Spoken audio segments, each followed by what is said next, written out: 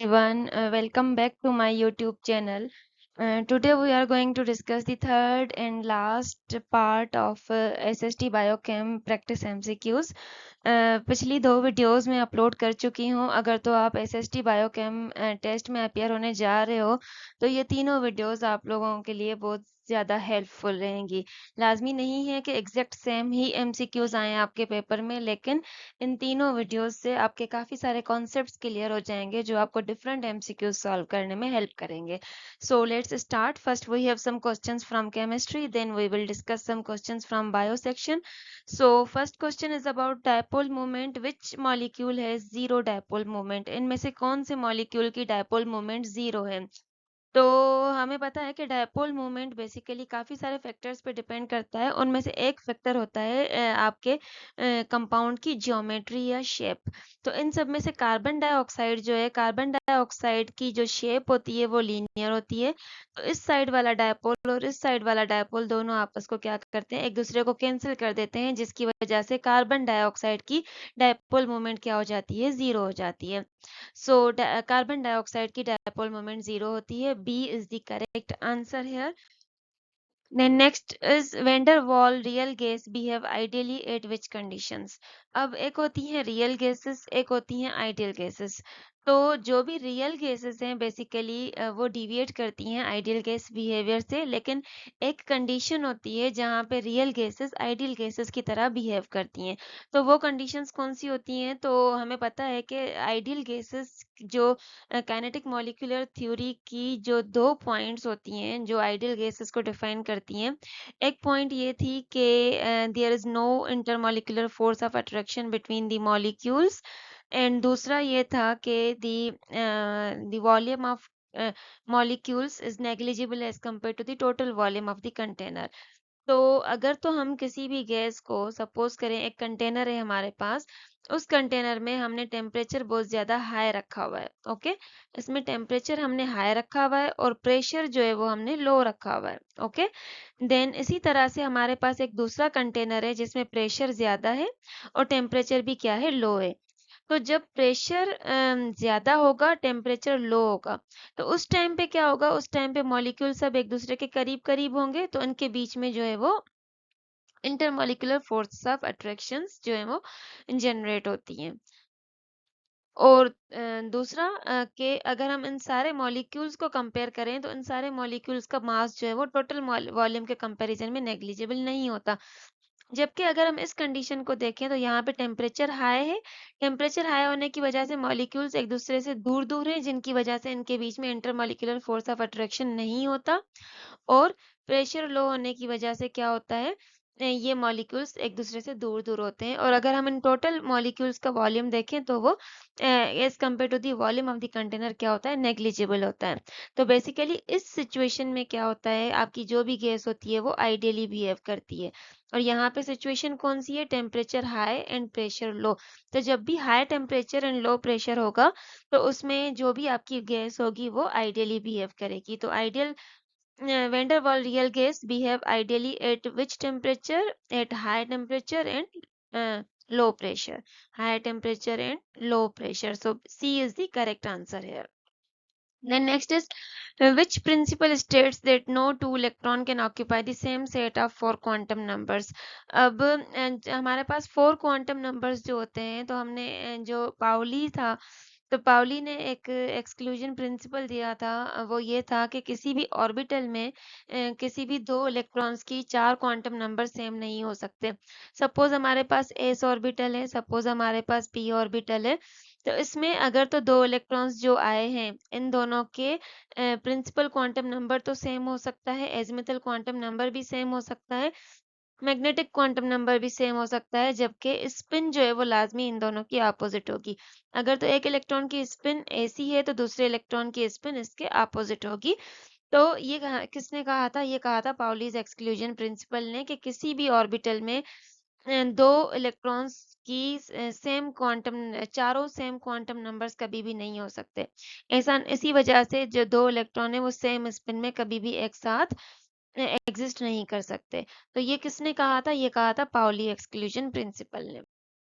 Then next is orientation of atomic orbitals is governed by. अब atomic orbitals की different orientation होती है space में, वो किस क्वांटम नंबर के थ्रू हमें पता चलता है, वो हमें मैग्नेटिक क्वांटम नंबर के थ्रू पता चलता है। जबकि प्रिंसिपल क्वांटम नंबर को n से डिनोट करते हैं, ये हमें क्या बताता है, ये हमें बताता है about the size and energy of shell के बारे में। प्रिंसिपल क्वांटम नंबर हमें इंफॉर्मेशन देता है, जबकि एजमेथल क्वांटम को हम एल से डिनोट करते हैं, और ये हमें किस चीज के बारे में बताता है, ये हमें बताता है about the shape of orbital. ये भी आप लोगों के पास एमसीक्यूज आ सकते हैं। जबकि मैग्नेटिक क्वांटम नंबर हमें ओरिएंटेशन ऑफ ऑर्बिटल की इंफॉर्मेशन प्रोवाइड करता है, और स्पिन क्वांटम नंबर हमें स्पिन ऑफ इलेक्ट्रॉन की इंफॉर्मेशन प्रोवाइड करता है, और इसको एस से रिप्रेजेंट करते हैं। So orientation of atomic orbital कौन सा क्वांटम नंबर बताता है, वो बताता है magnetic quantum number. Then next is which one is the basic buffer solution. इनमें से कौन सा सॉल्यूशन ऐसा है जिसकी पीएच बेसिक साइड होती है। अब अगर हम बेसिक बफर सॉल्यूशन की बात करें, तो बेसिक बफर सॉल्यूशन बेसिकली बनता कैसे है, जब हम वीक बेस को और इसका सॉल्ट, किसी भी वीक बेस का सॉल्ट जो कि स्ट्रॉन्ग एसिड से बना हुआ, salt with strong acid, weak base and it's salt with strong acid, इनको जब हम आपस में कंबाइन करेंगे तो हमें बेसिक बफर सॉल्यूशन मिलता है। तो अगर हम तो सारे ऑप्शंस को देखें, तो हमारे पास जो है जो NH4OH अमोनियम हाइड्रोक्साइड, ये आपका वीक बेस है, जबकि अमोनियम क्लोराइड HCl के साथ मिलकर इसका सॉल्ट बनाता है विथ स्ट्रॉन्ग एसिड। तो ये हो जाएगा हमारा बेसिक बफर सॉल्यूशन। जबकि अगर हम दूसरे ऑप्शंस को देखें, तो NaCl जो है वो न्यूट्रल सॉल्ट होता है, जबकि सोडियम हाइड्रोक्साइड क्या होता है, स्ट्रॉन्ग बेस होता है। तो बेसिक बफर सॉल्यूशन के लिए हमें स्ट्रॉन्ग बेस नहीं, हमें वीक बेस चाहिए। देन अगर हम ऑप्शन सी को देखें, तो acetic acid and it's salt with sodium. तो एसिटिक एसिड वीक सॉल्ट है, लेकिन ये जो है एसिटिक बफर नहीं है, ये आपका बेसिक बफर है। तो ऑप्शन ए जो है ये आपका बेसिक बफर होगा, ammonium hydroxide and it's salt with strong acid ammonium chloride. Then next is in group 2 hydroxides, which one is almost insoluble in water? Group 2 जिसको alkali earth metals भी कहा, alkaline earth metals भी कहा जाता है, जब वो हाइड्रोक्साइड बनाते हैं तो उनमें से सबसे ज्यादा insoluble वाटर में कौन सा होता है। हमारे पास बेरियम हाइड्रोक्साइड है, मैग्नीशियम हाइड्रोक्साइड है, कैल्शियम हाइड्रोक्साइड है एंड स्ट्रोंशियम हाइड्रोक्साइड है। इनमें से सबसे ज्यादा insoluble वाटर में कौन सा हाइड्रोक्साइड होगा। तो अगर हम सॉल्युबिलिटी ऑफ हाइड्रोक्साइड्स की बात करें, तो ग्रुप 2 के जो हाइड्रोक्साइड्स होते हैं उनकी सॉल्युबिलिटी डाउन दी ग्रुप क्या होती है, इंक्रीज होती है। तो जो आपका एलिमेंट सबसे नीचे होगा, उसका जो हाइड्रोक्साइड होगा वो जो है सबसे ज्यादा सॉल्युबल होगा, आपके वाटर में सॉल्युबल होगा। तो अगर तो हम ग्रुप 2A के एलिमेंट्स को देखें, तो फर्स्ट एलिमेंट हमारे पास कौन सा होता है, बेरिलियम। देन हमारे पास आ जाता है magnesium, then calcium, then strontium, then barium. Okay. तो इनमें से डाउन दी ग्रुप क्या होती है, हाइड्रोक्साइड्स की सॉल्युबिलिटी इंक्रीज होती है। तो बेरियम की सॉल्युबिलिटी सबसे ज्यादा होगी, उसके बाद किसकी होगी, स्ट्रोंशियम की होगी, उसके बाद कैल्शियम की होगी, उसके बाद मैग्नीशियम की होगी। तो जो सॉल्युबिलिटी ऑफ हाइड्रोक्साइड्स का अगर हम इंक्रीजिंग ऑर्डर देखें, सॉरी डिक्रीजिंग ऑर्डर देखें, तो बेरियम हाइड्रोक्साइड की सॉल्युबिलिटी सबसे ज्यादा होगी, देन होगी आपकी स्ट्रोंशियम हाइड्रोक्साइड की सॉल्युबिलिटी, देन आ जाएगी आपकी कैल्शियम हाइड्रोक्साइड की सॉल्युबिलिटी, एंड देन आ जाएगी आपकी मैग्नीशियम हाइड्रोक्साइड की सॉल्युबिलिटी। तो सबसे ज्यादा इनसॉल्युबल सॉल्युबल कौन सा होगा, मैग्नीशियम हाइड्रोक्साइड, और सबसे ज्यादा सॉल्युबल कौन सा होगा, बेरियम हाइड्रोक्साइड। तो यहाँ पे पूछा जा रहा है कि कौन सा सबसे ज्यादा इनसॉल्युबल होगा, तो वो होगा magnesium hydroxide, B is the correct answer. Then next is which one of the following is isoelectronic species। हमें different pairs दिए हुए हैं, इनमें हमें बताना है कि isoelectron species कौन सी हैं। तो सबसे पहले तो आपको ये पता होना चाहिए कि isoelectronic species कोई भी एटम, आयन या मॉलिक्यूल्स होते हैं जिनके नंबर ऑफ इलेक्ट्रॉन्स क्या होते हैं, सेम होते हैं।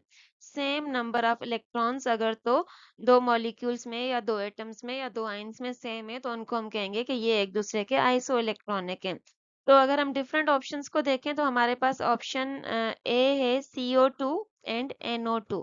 अगर तो हम इनके इलेक्ट्रॉन्स की बात करें तो कार्बन के इलेक्ट्रॉन्स होते हैं 6, जबकि ऑक्सीजन के इलेक्ट्रॉन्स होते हैं 8। 8 इंटू 2 हो जाएगा 16, 6 प्लस 16 ये हो जाएंगे आपके 22। जबकि NO2 के हम देखें तो नाइट्रोजन के इलेक्ट्रॉन्स 7 एंड O2 के इलेक्ट्रॉन्स कितने हो जाएंगे 16, तो ये हो जाएगा आपका 23। इन दोनों के नंबर ऑफ इलेक्ट्रॉन्स सेम नहीं है तो ये आइसो इलेक्ट्रॉनिक आपस में नहीं होंगे। जबकि हम CO carbon monoxide and nitride को देखें और सॉरी साइनाइड को देखें CN-। अब यहाँ पे CO में से कार्बन के कितने 6, ऑक्सीजन के कितने 8, तो ये हो जाएंगे 14 एंड CN- में कार्बन के 6 प्लस नाइट्रोजन के 7 होते हैं, इसके ऊपर एक नेगेटिव चार्ज है तो ये हो जाएगा 8। 8 प्लस 16 ये हो जाएंगे 14, तो इन दोनों में नंबर ऑफ इलेक्ट्रॉन सेम है 14 एंड 14, तो ये हो जाएंगे आपके आइसो इलेक्ट्रॉनिक स्पीशीज। जबकि CO2 एंड SO2 में हम देखें तो CO2 में हमने देखा है कि कितने इलेक्ट्रॉन्स होते हैं 22, जबकि SO2 में आपके कितने इलेक्ट्रॉन्स होंगे, सल्फर में होते हैं 16 एंड 2 ऑक्सीजन में होंगे 16, ये हो जाएगा 32, तो ये भी आपके आइसो इलेक्ट्रॉनिक नहीं होंगे। Okay, so B is the correct option here. Then next is which element is the only liquid metal at room temperature? अब हमें पता है कि मेटल जो होते हैं वो सारे तकरीबन सॉलिड्स होते हैं, सारे मेटल सॉलिड्स होते हैं सिवाय एक एक्सेप्शन के, वो है मर्क्यूरी। मर्क्यूरी रूम टेम्परेचर पे लिक्विड फॉर्म में एग्जिस्ट करता है। तो mercury is the only metal जो कि रूम टेम्परेचर पे लिक्विड फॉर्म में एग्जिस्ट करता है, so A is the correct answer here. Then next is which non metal is liquid metal at room temperature, sorry यहाँ पे होगा which non metal is liquid, यहाँ पे मेटल नहीं होगा, which non metal is liquid at room temperature. So तकरीबन जो भी नॉन मेटल्स होते हैं वो या तो सॉलिड फॉर्म में एग्जिस्ट करते हैं या गैसेस फॉर्म में। सिर्फ एक नॉन मेटल ऐसा है जो कि रूम टेम्परेचर पे लिक्विड फॉर्म में एग्जिस्ट करता है और वो है हमारा ब्रोमीन। ब्रोमीन जो है वो ओनली नॉन मेटल है जो कि लिक्विड फॉर्म में एग्जिस्ट करता है रूम टेम्परेचर पे। Then next is oil can be changed into fat through the process of। oil जो है, oil के अंदर जो है वो unsaturated fatty acids होते हैं और जब हम इसमें हाइड्रोजन की एडिशन करवाते हैं in the presence of catalyst तो क्या होता है, डबल बॉन्ड्स टूट के सिंगल बॉन्ड्स बन जाते हैं, अनसेचुरेशन खत्म होके सेचुरेटेड बन जाती है। तो बेसिकली हम करते क्या है, हम जो है हाइड्रोजिनेशन करवाते हैं। हाइड्रोजिनेशन की वजह से क्या होता है, अनसेचुरेटेड ऑयल्स जो होते हैं वो सेचुरेटेड फैट्स में कन्वर्ट हो जाते हैं। तो जो हाइड्रोजिनेशन के थ्रू क्या होता है, oil is changed into fat और इसमें हम कोई ना कोई कैटलिस्ट जरूर यूज करते हैं। Then next is which of the following is fat soluble vitamin, इनमें से फैट सॉल्युबल विटामिन कौन सा है, तो आपको पता होना चाहिए कि हमारे पास कुछ विटामिन ऐसे होते हैं जो वाटर सॉल्युबल होते हैं, कुछ विटामिन हमारे पास ऐसे होते हैं जो फैट सॉल्युबल होते हैं। याद करने का इजी हमारे पास एक्रोनाइम है एडेक जो है, एडेक विटामिन जो हैं ये सारे आपके फैट सॉल्युबल विटामिन होंगे, जबकि बाकी बच्चे बी एंड सी, तो विटामिन बी के जितने भी वेराइटीज होंगी और विटामिन सी ये सारे आपके वाटर सॉल्युबल होंगे, जबकि आपका vitamin A, vitamin D, vitamin E and vitamin के ये फैट सॉल्युबल होते हैं। तो यहाँ पे ऑप्शंस में हमारे पास विटामिन बी वाटर सॉल्युबल होगा, vitamin C water soluble, vitamin B12 water soluble, जबकि विटामिन के आपका क्या होता है, फैट सॉल्युबल विटामिन होता है। So D is the correct answer here. Then next is compressibility factor for an ideal gas. Ideal gas का compressibility factor क्या होता है, अगर तो हम आइडियल गैस की इक्वेशन देखें तो वो क्या होती है, PV is equals to NRT। अगर हम PV अगर NRT को भी अगर हम उस साइड लेकर आ जाएं तो ये क्या हो जाएगा, या डिवीजन में आ जाएगा, PV upon NRT is equals to 1, यहाँ पे 1 आ जाएगा। ओके, तो PV अपॉन NRT को हम सिंपली Z से रिप्रेजेंट करते हैं और ये क्या होता है, Z कंप्रेसिबिलिटी फैक्टर होता है आइडियल गैस का और इसकी वैल्यू हमेशा क्या होती है, 1 होती है। सो B 1 is the correct answer. Ideal gases का कंप्रेसिबिलिटी फैक्टर हमेशा 1 होता है।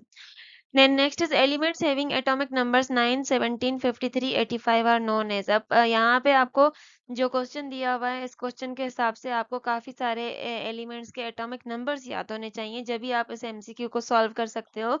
तो 9 एटॉमिक नंबर जिस एलिमेंट का होता है वो होता है फ्लोरीन। फ्लोरीन का एटॉमिक नंबर होता है 9। 17 होता है क्लोरीन का, 53 होता है आपका आयोडीन का एंड 85 होता है किसका, एस्टेटाइन का। सो अगर हम यहाँ पे पूछा जा रहा है कि 9, 17, 53, 85 एटॉमिक नंबर वाले एलिमेंट्स को क्या कहा जाता है, तो ये हमारे पास कौन से एलिमेंट्स हैं? ये है फ्लोरीन, क्लोरीन, आयोडीन, एस्टेटाइन। तो फ्लोरीन, क्लोरीन, ब्रोमीन, आयोडीन, ये सारे जो है वो ग्रुप 7A के एलिमेंट्स हैं जिनको हेलोजेंस कहा जाता है। So C halogens is the correct answer है। Then next is, which of the following is the highest melting point? Sodium fluoride, sodium chloride, sodium bromide, sodium iodide, इनमें से highest melting point किसका होगा? तो हमारे पास बेसिकली क्या चीज है? ये सारे क्या हैं? सोडियम हेलाइड्स हैं। सोडियम के साथ हेलोजेंस अटैच हैं, fluorine, chlorine, bromine and iodine, और इनकी हमसे पूछी गई है मेल्टिंग पॉइंट। तो अगर हम सोडियम हेलाइड्स की मेल्टिंग पॉइंट की बात करें तो डाउन दी ग्रुप जैसे ही हम जाते हैं तो सोडियम हेलाइड्स की मेल्टिंग पॉइंट क्या हो जाती है? डिक्रीज होती है। जो यहाँ पे पहला जो एलिमेंट होगा उसकी मेल्टिंग पॉइंट ज्यादा होगी, देन सेकंड वाले की कम होगी, थर्ड वाले की और कम होगी, फोर्थ वाले की और कम हो जाएगी। तो सबसे पहला जो फर्स्ट एलिमेंट होता है 7A ग्रुप का हेलोजेंस का, वो fluorine, then chlorine, then bromine, then iodine. तो अगर हम सोडियम हेलाइड्स की बात करें तो सोडियम फ्लोराइड की मेल्टिंग पॉइंट सबसे ज्यादा होगी, जबकि डाउन दी ग्रुप जैसे हम जाएंगे तो सोडियम आयोडाइड की मेल्टिंग पॉइंट क्या हो जाएगी? कम हो जाएगी। तो यहाँ पे हमारे पास ऑर्डर क्या बन जाएगा? सोडियम फ्लोराइड की मेल्टिंग पॉइंट सबसे ज्यादा, देन आपका आ जाएगा सोडियम क्लोराइड, देन आ जाएगा आपका सोडियम ब्रोमाइड, देन आ जाएगा सोडियम आयोडाइड। सो हाईएस्ट मेल्टिंग पॉइंट किसकी होगी? सोडियम फ्लोराइड की। अगर तो आपसे पूछा जा रहा है कि लोवेस्ट मेल्टिंग पॉइंट किसकी होगी, तो वो होगी सोडियम आयोडाइड की। So A is the correct answer here. Then next is, by doubling the temperature in Kelvin, volume of a gas will increase. अब यहाँ पे हमसे बेसिकली एक रिलेशनशिप पूछा गया है टेम्परेचर एंड वॉल्यूम का। तो हमें पता है कि हमारे पास एक लॉ है, वो चार्ल्स लॉ। चार्ल्स लॉ क्या कहता है कि अगर तो हम प्रेशर को कांस्टेंट रखें, प्रेशर को अगर हम कांस्टेंट रखें तो किसी भी गैस का वॉल्यूम जो है वो टेम्परेचर के डायरेक्टली प्रोपोर्शनल हो जाता है। तो अगर तो हम टेम्परेचर को डबल कर रहे हैं, टेम्परेचर को अगर हम डबल करेंगे तो वॉल्यूम भी क्या होगा? डबल होगा। टेम्परेचर को अगर हम 4 टाइम्स डिक्रीज कर रहे हैं तो वॉल्यूम भी क्या होगा? 4 टाइम्स डिक्रीज होगा, क्योंकि ये दोनों डायरेक्टली प्रोपोर्शनल है।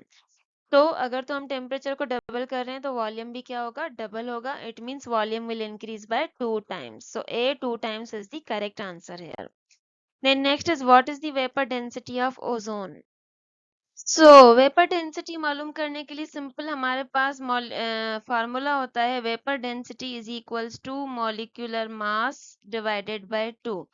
तो हमें यहाँ किस चीज का वेपर डेंसिटी पूछा गया है? ओजोन का। तो ओजोन का फार्मूला होता है O3, और ओजोन का अगर हम मॉलिक्यूलर मास फाइंड आउट करें तो एक ऑक्सीजन का मास होता है 16 इंटू 3, आपका आंसर आ जाएगा 48।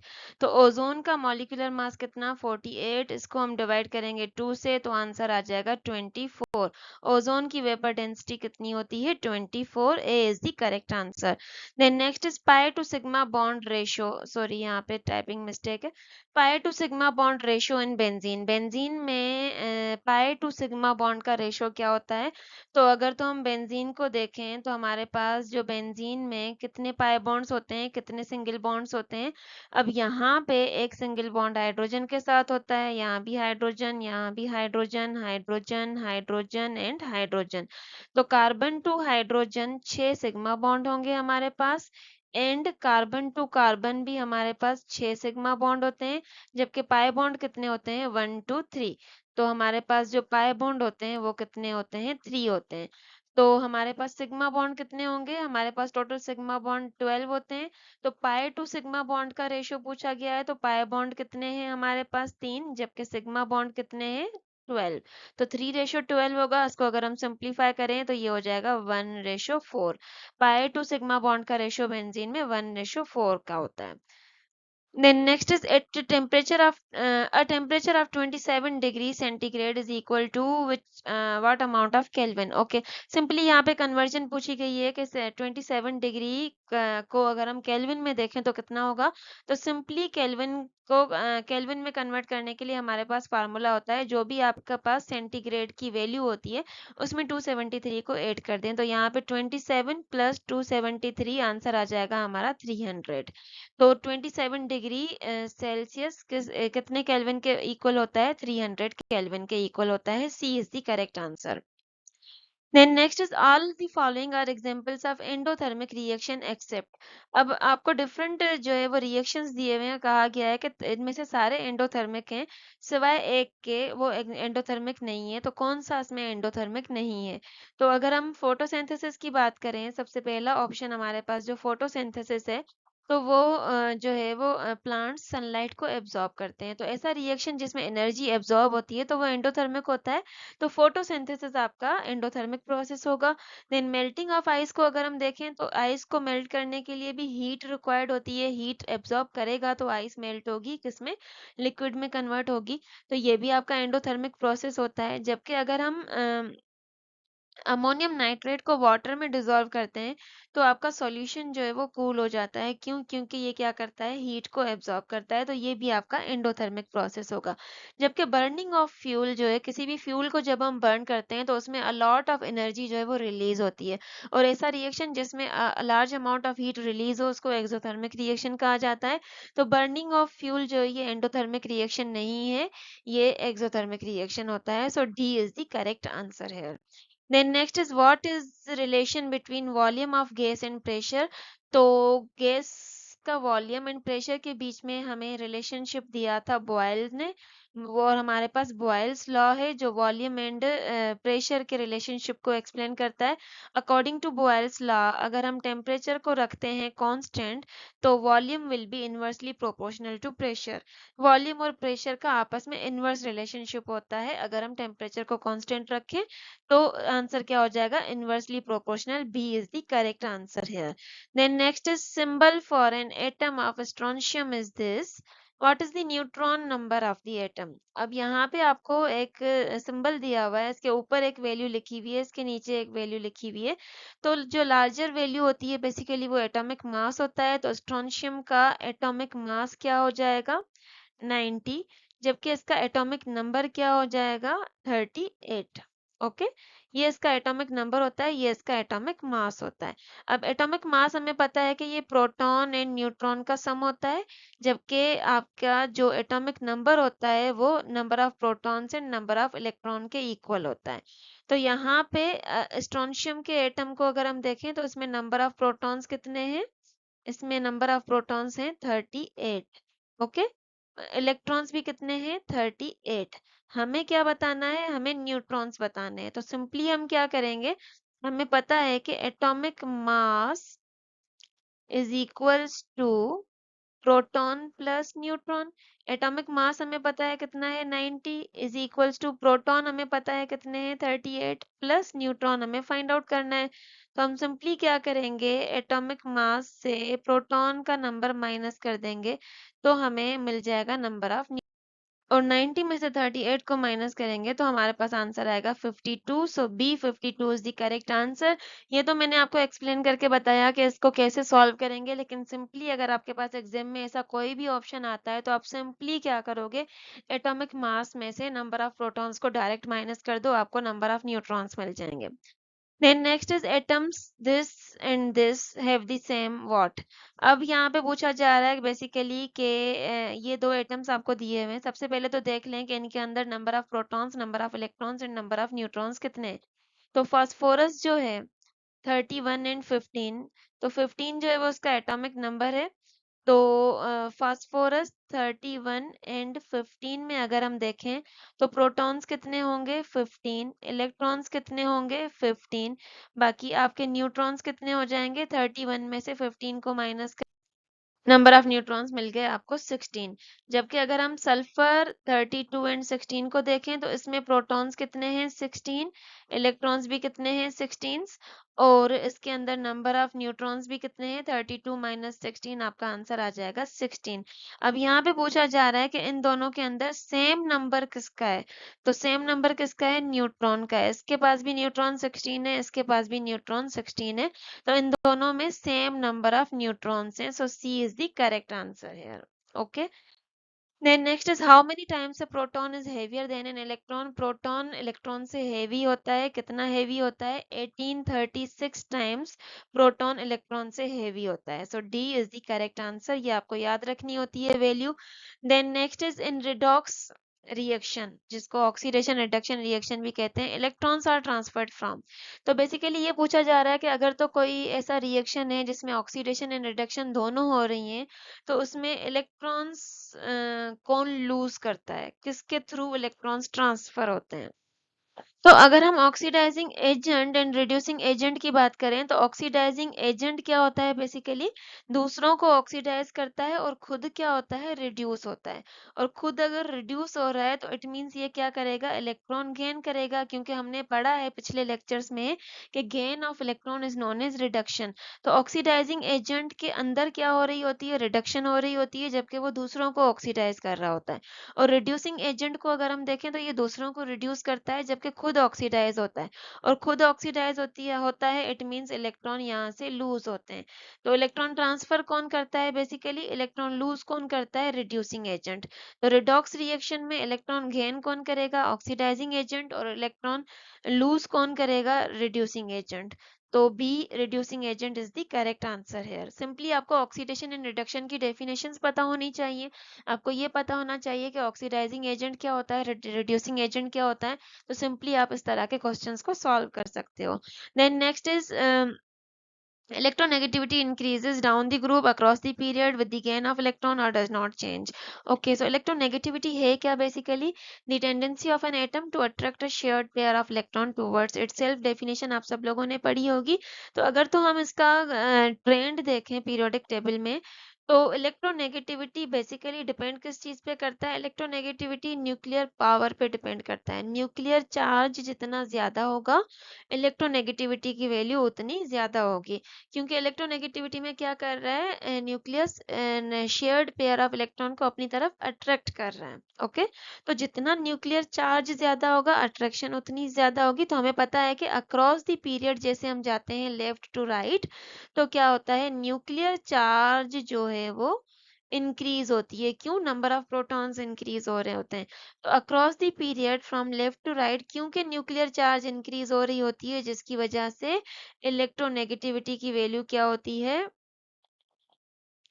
इंक्रीज होती है। क्योंकि जितना ज्यादा न्यूक्लियर चार्ज बढ़ेगा, न्यूक्लियस उतनी स्ट्रेंथ के साथ इलेक्ट्रॉन्स को अपनी तरफ खींचेगा और इलेक्ट्रोनेगेटिविटी की वैल्यू और बढ़ती जाएगी। तो इलेक्ट्रोनेगेटिविटी की वैल्यू डाउन द ग्रुप क्या होती है, डिक्रीज होती है, जबकि अक्रॉस द पीरियड इंक्रीज होती है। तो electronegativity increases across the period. B is the correct answer here. Okay, then next we have some questions from biology section. The structure in cell which differentiate between prokaryote and eukaryote. Prokaryote basically वो organisms होते हैं जिनके अंदर true nucleus नहीं होता, और eukaryotes जो होते हैं उनके अंदर ट्रू न्यूक्लियस होता है। तो प्रोकैरियोट में अंदर न्यूक्लियस नहीं होता, यूकैरियोट में न्यूक्लियस होता है, ट्रू न्यूक्लियस होता है। तो बेसिकली इन दोनों को डिफरेंशिएट कौन से स्ट्रक्चर कर रही है, न्यूक्लियस इन दोनों को डिफरेंशिएट कर रहा है। So D, nucleus is the correct answer. Then visual information is received and analysed by which lobe. अब हमारे नर्वस सिस्टम में ब्रेन्स के डिफरेंट जो है वो लोब्स होते हैं, जैसे कि frontal lobe, occipital lobe, temporal lobe, parietal lobe. इन सब के डिफरेंट डिफरेंट फंक्शंस होते हैं। तो यहाँ पे पूछा जा रहा है कि कौन सा लोब विजुअल इंफॉर्मेशन को रिसीव करके उसको एनालाइज करता है। तो जो ऑसिपिटल लोब होता है, बेसिकली जो at the back of the brain located होता है, ये रिस्पॉन्सिबल होता है for receiving end analysing visual information from the eyes. तो विजुअल इंफॉर्मेशन को कौन डील करता है, वो करता है ऑसिपिटल लोब। जबकि अगर हम दूसरे लोब्स को देखें, तो फ्रंटल लोब किसको डील करता है, जो भी वॉलेंट्री मूवमेंट्स होती हैं हमारी बॉडी में, उनको फ्रंटल लोब जो है वो कंट्रोल करता है। टेम्पोरल लोब क्या करता है, जो भी सुनने की एंड मेमोरी की जो भी एक्टिविटीज होती हैं उनको टेम्पोरल लोब डील करता है। जबकि पेरिटल लोब जो है वो जो भी हमारे पास टच, प्रेशर या जो स्पेशल अवेयरनेस होती है उनको डील करता है। विजुअल इंफॉर्मेशन को कौन डील करता है, ऑसिपिटल लोब। सो ये डिफरेंट लोब्स हैं हमारे पास, frontal lobe, parietal lobe, temporal lobe and occipital lobe, जो at the back of the brain जो है वो लोकेटेड होता है। Then next is a nucleotide consist of. Nucleotide है क्या? Basically nucleotide is the building block of nucleic acids. जो DNA and RNA होते हैं उसका बिल्डिंग ब्लॉक कौन सा होता है? न्यूक्लियोटाइड होता है। ये 3 पार्ट्स का बना हुआ होता है। एक नंबर 1 फॉस्फेट ग्रुप होता है इसके अंदर, नंबर 2 इसके अंदर शुगर होती है, एंड नंबर 3 इसके अंदर नाइट्रोजिनस बेस होता है। Phosphate, sugar and nitrogenous base का बना हुआ होता है। So A is the correct answer here. Then next is in the human heart, oxygenated blood from the lungs is carried to. Okay, so lungs क्या करते हैं? बेसिकली ये blood को ऑक्सीजनेट करते हैं और दोबारा उसको हार्ट की तरफ भेजते हैं थ्रू डिफरेंट वेन्स। अब इसका जो अगर हम सीक्वेंस देखें तो राइट साइड से डीऑक्सीजनेटेड ब्लड होता है, देन लंग्स में जाता है, देन वहां से ऑक्सीजनेट होके लेफ्ट साइड से बॉडी में सर्कुलेट होता है। तो अगर हम इसकी सीक्वेंस देखें तो बॉडी से जो है वो जो डीऑक्सीजनेटेड ब्लड है वो राइट एट्रियम में जाएगा, राइट एट्रियम से फिर राइट वेंट्रिकल में जाएगा, राइट वेंट्रिकल से डीऑक्सीजनेटेड ब्लड लंग्स में एंटर होता है। देन जब लंग्स में ब्लड ऑक्सीजनेट हो गया, फिर ऑक्सीजनेटेड ब्लड यहाँ से निकल के कहाँ जाता है? लेफ्ट एट्रियम में जाता है सबसे पहले, देन जाता है ये लेफ्ट वेंट्रिकल, देन ये सर्कुलेट होता है बॉडी में। तो राइट साइड से डीऑक्सीजनेटेड ब्लड आएगा, लंग्स में ऑक्सीजनेट होगा, लेफ्ट साइड से ये बॉडी में रिमूव होगा।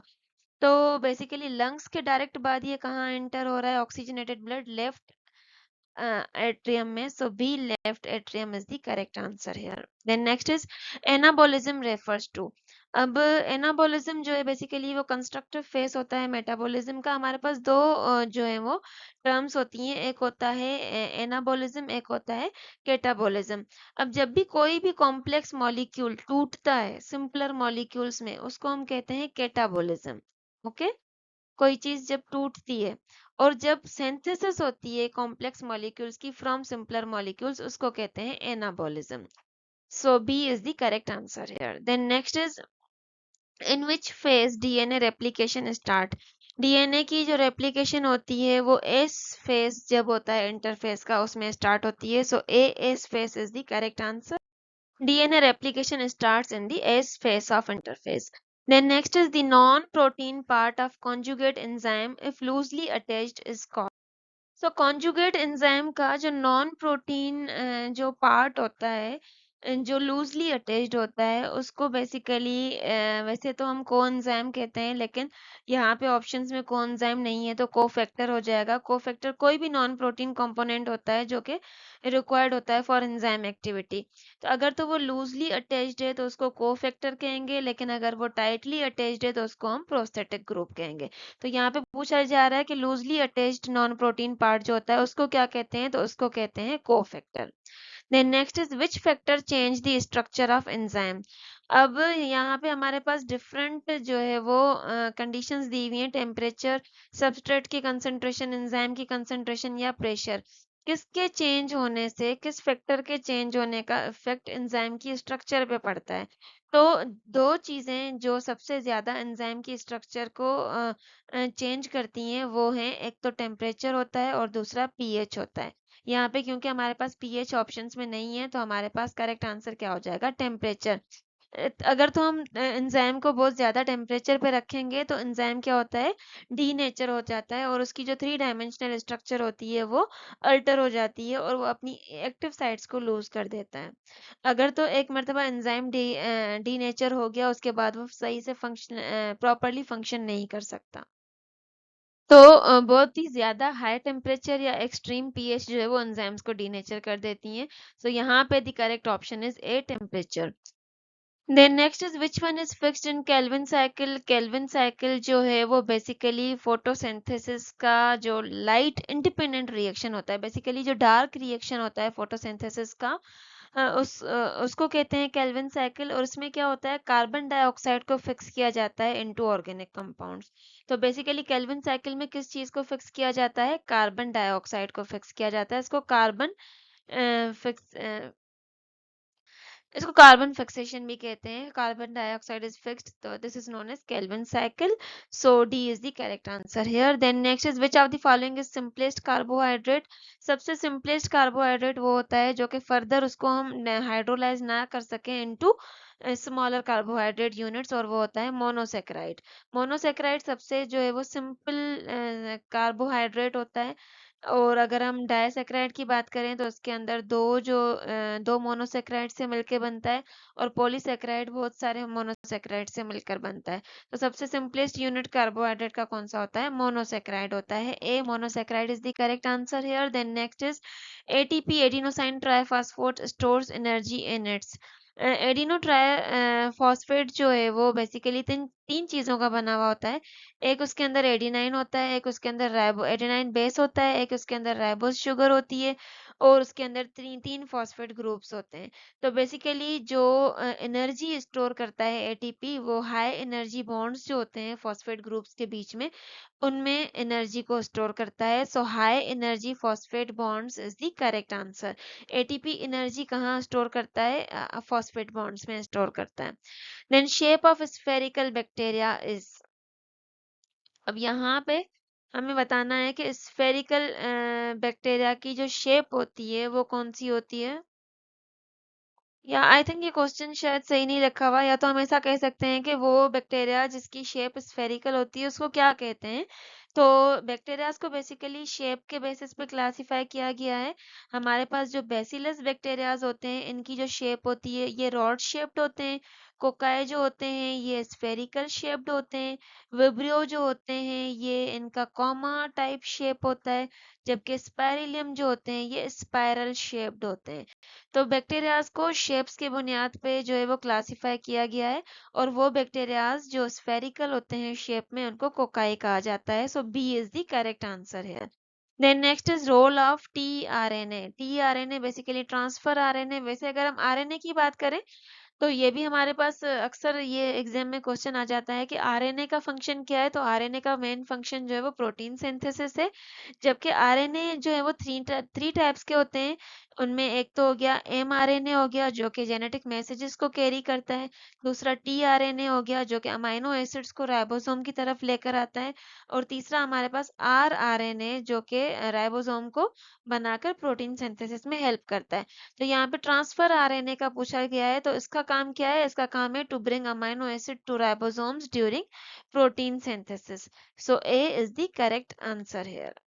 Then next is photosynthesis occurs in. Photosynthesis plants में कहाँ पे होती है? प्लांट्स में जो ग्रीन प्लांट सेल्स होते हैं उनके जो क्लोरोप्लास्ट होते हैं, उनमें फोटोसिंथेसिस का प्रोसेस होता है।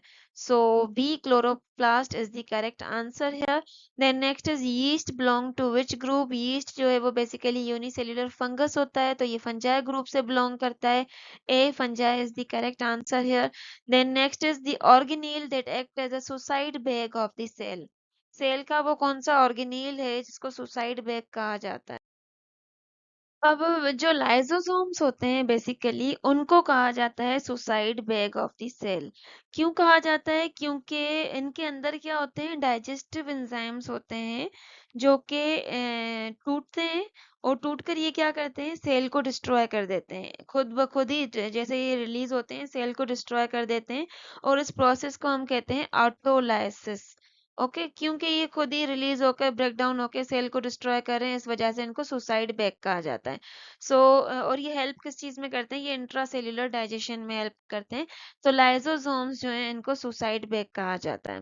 Then next is the correct sequence of urinary excretion. Urinary excretion का जो करेक्ट सीक्वेंस होता है, अब हमें पता है कि किडनीज क्या करती हैं? ब्लड को फिल्टर करके यूरिन प्रोड्यूस करती हैं। ओके, देन वो यूरिन जो है वो यूरेट यूरेटर जो होता है वो यूरिन को किडनी से ब्लैडर की तरफ पहुंच जाता है। फिर यूरिनरी ब्लैडर जो होता है वो यूरिन को स्टोर करता है, और फिर यूरेथ्रा जो है वो यूरिन को आउट ऑफ द बॉडी निकालता है। तो बेसिकली सबसे पहले आपका जो यूरिन प्रोड्यूस होगा वो कहाँ पे होगा? किडनीज में। किडनीज से यूरिन जाएगा यूरेटर में।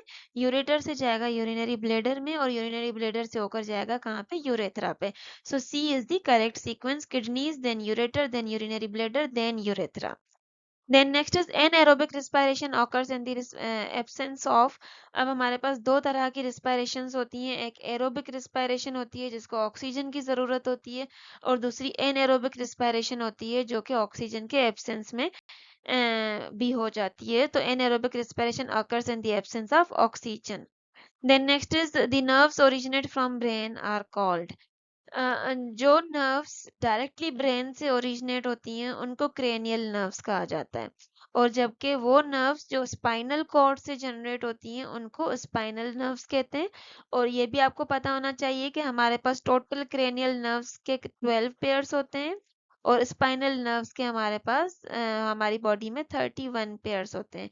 तो स्पाइनल कॉर्ड से जो नर्व्स निकलती हैं उनको स्पाइनल नर्व्स कहा जाता है, ब्रेन से जो नर्व्स निकलती हैं उनको cranial nerves कहा जाता है।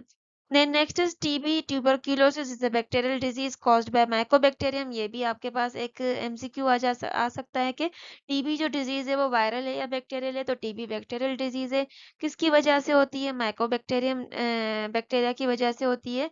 और इनमें से कौन सा सिम्टम जो है वो टीबी का नहीं है? तो fever, chest pain and sweating at night, ये तीनों टीबी के सिम्टम्स हैं, जबकि जो वेट गेन जो है वो टीबी का सिम्टम नहीं है। टीबी में वेट लॉस होता है। So D, weight gain is the correct answer here. Then next is dash is the inflammation of liver. इनमें से कौन सी डिजीज ऐसी है जिसमें लिवर की इन्फ्लेमेशन हो जाती है? तो वो होता है हेपाटाइटिस। जैसे कि हेपाटाइटिस ए, बी, सी या डी। तो ये इन सब में क्या होता है? इनमें लिवर इन्फ्लेम हो जाता है। So D, hepatitis is the inflammation of liver. Then nuclear membrane is not found in। अब plants, animals, bacteria and fungi में से अगर हम देखें तो प्लांट्स, एनिमल्स एंड फंजाई जो हैं ये तीनों क्या हैं? ये तीनों आपके यूकेरियोट्स हैं। इनके अंदर ट्रू न्यूक्लियस होता है। जबकि बैक्टीरिया क्या है? बैक्टीरिया प्रोकैरियोट है, इसके अंदर ट्रू न्यूक्लियस नहीं होता। तो न्यूक्लियस नहीं होता तो न्यूक्लियर मेम्ब्रेन भी नहीं होती। तो सी, बैक्टीरियल सेल के अंदर न्यूक्लियर मेम्ब्रेन नहीं होती। क्यों? क्योंकि ये प्रोकैरियोट्स होते हैं, इनके अंदर ट्रू न्यूक्लियस नहीं होता, जिसकी वजह से इनके पास न्यूक्लियर मेम्ब्रेन नहीं होती। Then next is which organ produces insulin. Insulin कौन प्रोड्यूस करता है? इंसुलिन प्रोड्यूस होती है पेनक्रियाज में प्रोड्यूस होती है। और इंसुलिन का मेन फंक्शन क्या है? ये क्या करता है? ब्लड ग्लूकोज लेवल को लो करता है by helping cells take up the glucose. Okay, so insulin body में कौन प्रोड्यूस करता है? पेनक्रियाज प्रोड्यूस करता है। Then next is all of these are hormones except. ये सारे हार्मोन्स हैं, कौन सा ऐसा है जो हार्मोन नहीं है? इंसुलिन जो है बेसिकली ये एंजाइम, ये हार्मोन है और ये पेनक्रियाज प्रोड्यूस करता है। थायरोक्सिन भी हार्मोन है, ये थायराइड ग्लैंड में प्रोड्यूस होता है। ग्लूकागॉन भी जो है वो हार्मोन है, ये भी पेनक्रियाज में प्रोड्यूस होता है। जबकि पेप्सिनोजेन जो है ये हार्मोन नहीं है, ये इनएक्टिव एंजाइम होता है जो कि बाद में एक्टिव एंजाइम पेप्सिन में कन्वर्ट होता है और फिर ये प्रोटीन्स को डाइजेस्ट करने में हेल्प करता है। सो पेप्सिनोजेन जो है वो हार्मोन नहीं है, ये एंजाइम है। Thank you very much. अगर तो आपको कोई भी कंफ्यूजन हो, कुछ भी हो, कोई भी सजेशन हो, आप हमें कमेंट बॉक्स में सजेशन दे सकते हैं, कमेंट कर सकते हैं। फर्दर वीडियोस के लिए हमारे यूट्यूब के चैनल को सब्सक्राइब करना नहीं भूलिएगा। अपने फ्रेंड्स और स्टूडेंट्स के साथ ये वीडियो और हमारा चैनल ज़रूर शेयर कीजिएगा। अल्लाह हाफिज़, मिलते हैं अगली वीडियो।